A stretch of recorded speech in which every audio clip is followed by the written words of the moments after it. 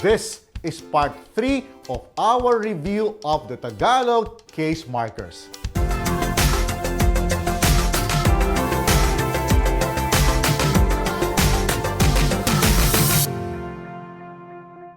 Kumusta po kayo? Welcome back. Let's continue our journey in learning a beautiful language, Tagalog, the language of the Philippines.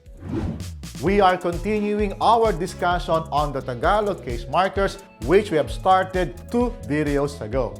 If you have missed those videos, do check them out so that this current video will make sense to you. The links are in the description box down below. So far, we are learning that Tagalog nouns cannot stand alone. Case markers are used to help a noun to stand and announce what that noun is all about. In Tagalog, you cannot just say bahay, house. It has to be ang bahay, the house, or the plural form, ang mga bahay, the houses. Got it? There are 3 main types of case markers. These are direct marker, indirect marker, and oblique marker. All 3 are used in conjunction with common and personal nouns in the singular and plural forms. In this video, we will continue our discussion on the case markers and this time focus on the case marker NUNG, which is an indirect marker used for common nouns. I will discuss the other case markers in succeeding videos. So, tara, simulan na natin. But first, please be sure that you are subscribed if you're still not by simply clicking on the subscribe button and clicking on the bell notification button so you'd be updated of new videos. Alright? Indirect markers are called indirect because they are not the focus of the sentence. As you will see in our examples later, NUNG is generally used with actor focused verbs, where the focus is on the actor or the doer of the action, and where the object is paired with the marker NUNG. The easiest way to understand what NUNG does is to think that it does exactly what the indefinite article a and an does in English.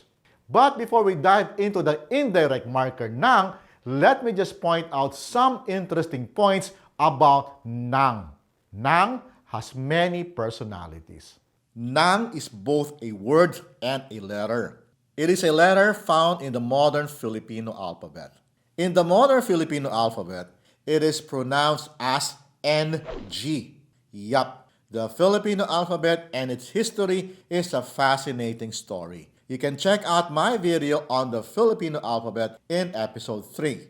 The link is found in the description box below. NUNG is also a genitive marker. It is the equivalent of the English of or the apostrophe S. For example, ang libro ng bata, the book of the child, or the child's book, ang kotse ng lalaki, the car of the man, or the man's car. Got it? It is also one of 3 Tagalog ligatures or linkers that connect adjectives like magandang babae, pretty woman, magarang kotse, fancy car, malaking bahay, big house.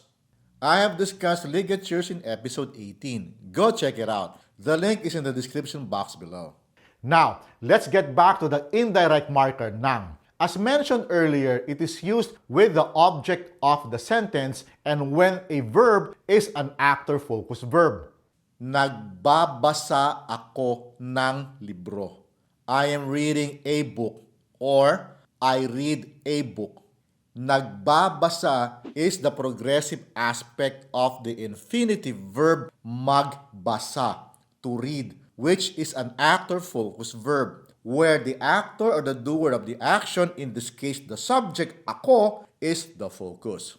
You will remember that actor-focused verbs use group 1 personal pronouns as subjects. That's why we are using ako or I, which is a group 1 personal pronoun. Moving on. Nagmamaneho ako ng kotse. I am driving a car or I drive a car. Naglalaro ka ng bola. You are playing a ball or you play with a ball. Nagsusulat siya ng artikulo. He or she is writing an article or he or she writes articles. Kumakain kami ng durian. We are eating a durian or we eat a durian. Of course, in English, sometimes you don't use a or an, as in this example. Nagluluto sila ng adobo. They are cooking adobo or they cook adobo. Ayos ba? So far, so good? Now, contrast these examples with sentences that use the direct marker ang, which use object-focused verbs, where the focus is on the object of the sentence. Let's take a look. Binabasa ko ang diaryo. I am reading the newspaper. Binabasa is the progressive aspect of the infinitive verb basahin, to read, where the object, ang diaryo, is the focus of the sentence. That is why it uses the direct marker ang.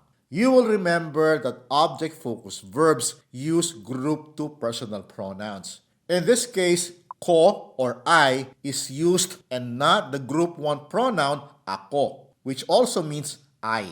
Now, this sentence is also translated as, the newspaper is being read by me. Just remember that sentences with object-focused verbs are the equivalent of the passive voice in English. Think also that sentences with actor-focused verbs are the equivalent of the active voice, also in English. Moving on. Minamaneho ko ang truck. I am driving the truck, or the truck is being driven by me. Linalaro mo ang bilyar. You are playing billiards, or billiards is being played by you.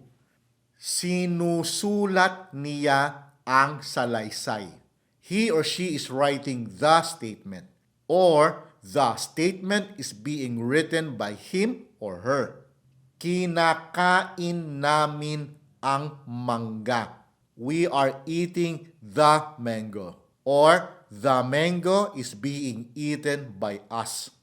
Linuluto nila ang karne. They are cooking the meat, or the meat is being cooked by them.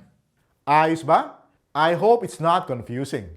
If you've seen my videos on personal pronouns and verbs, you'd be familiar with how to use actor-focused and object-focused verbs, which will dictate which case marker is used.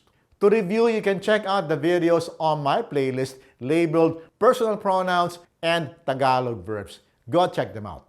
As an indirect marker, you can also use NUNG with adjectives that express feelings. There's only a few of them, like, gusto ko ng tinapay.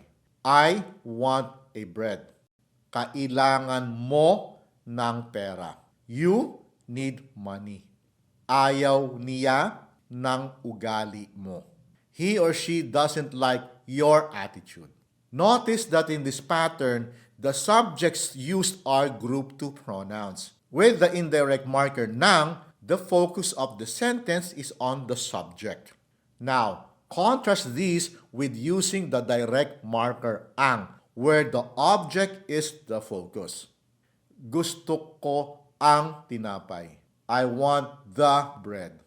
Kailangan mo ang pera. You need the money. Ayaw niya ang ugali mo. He or she doesn't like your attitude. Let's go to the plural form. To use NUNG with more than one object, simply add the plural marker mga. Like for example, nagbabasa sila ng mga libro. They are reading books. Nagmamaneho sila ng mga sasakyan. They are driving vehicles. Naglalaro kami ng mga bola. We are playing with balls. Nagsusulat kami ng mga paskil. We are writing posters. Kumakain kami ng mga prutas. We are eating fruits. Nagluluto kami ng mga pagkain. We are cooking many foods. Though that is a bad translation. But you get what I mean. Back to this table. You may be wondering, what is this nung and nung mga? Well, it's the same principle with yung in relation to ang. Nung is the alternative marker for nang.